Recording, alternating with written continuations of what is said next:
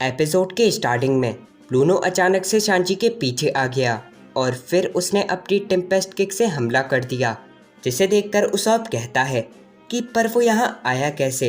ये छोड़ो, मुझे रॉबिन को कुछ भी करके बचाना होगा।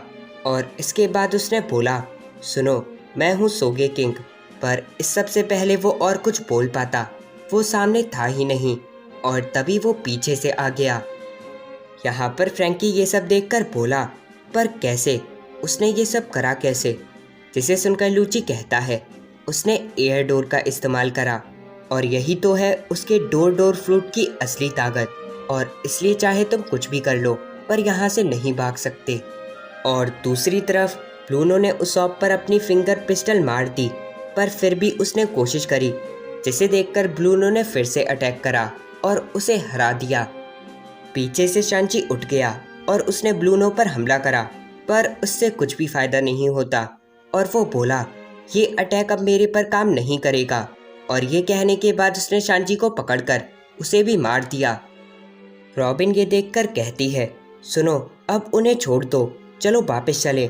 और इस सब के बाद वो दोनों वहाँ से जा ही रहे थे, पर तभी पीछे से उसॉप की आवाज़ ने रॉबिन को रोक लिया। उसॉप ने बोला, सुनो रॉबिन, ठीक है, हमें माफ़ कर देना, हम तुम्हें नहीं बचा सकते, पर ये अभी ख़त्म नहीं होने वाला।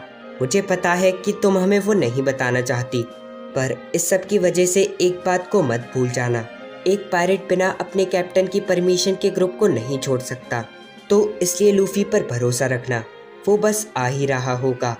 और ये सब सुनकर वो पहले की बातें याद करने लगी, जहाँ पर कुछ नेवी की शिप ने कहीं पर हमला करके उस जगह को तबाह कर दिया था। और इस सब को याद करके वो सारी चीज़ें भूलकर आगे जाने लगी।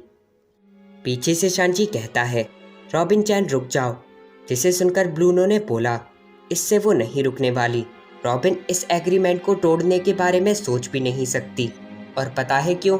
कई साल पहले एक आइलैंड को तबाह कर दिया गया था। बस्टर कॉल ने एक पूरे के पूरे आइलैंड को जला कर रख दिया। सब मर गए, पर एक छोटी लड़की बच गई, और वो और कोई नहीं बल्कि रॉबिन ही थी। इतनी छोटी सी एज में 5 वाइस एडमिरल और बस्टर कॉल को तबाही मचाते हुए देखना उसके लिए एक डरावने सपने जैसा बन गया।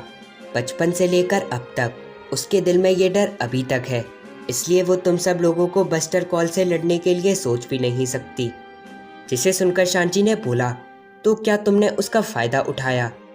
ब्रूनो ने बोला, हाँ, तुमने सही बोला। और शांची ये सब सुनकर काफ़ी ज़्यादा गुस्सा हो गया और फिर बोला, मैं तुम्हें ख़त्म कर दूंगा। पर इस सब से पहले वो कुछ कर पाता, वो रॉबिन को लेकर वहाँ से जा चुका था।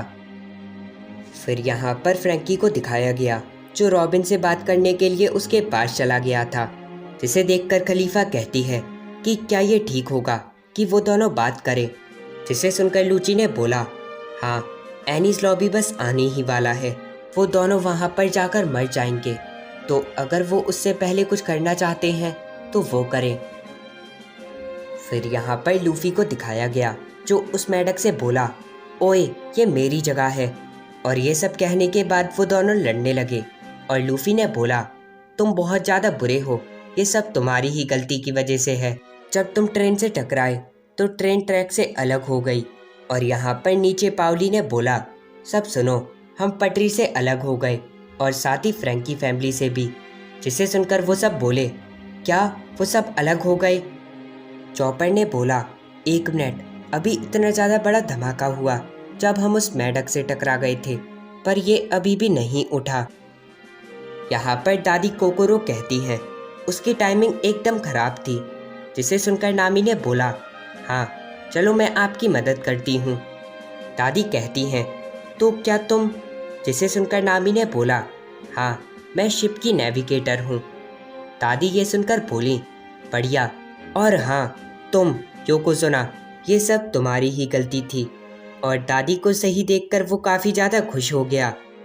दादी कहती हैं, सुनो, मुझे तुमसे एक बात करनी थी। फिर यहाँ पर फ्रैंकी फैमिली को दिखाया गया, जो कि अभी भी पटरी पर ही थी। और एक आदमी सामने देखकर बोला, वहाँ पर कोई तो है। और तभी सामने से वहाँ पर शांजी निकला। फिर यहाँ पर एक आदमी को दिखाया गया, जिसने CP9 से बोला, तो क्या सब कुछ ठीक है? जिसे सुनकर खलीफा ने बोला, हाँ हम बस आ गए।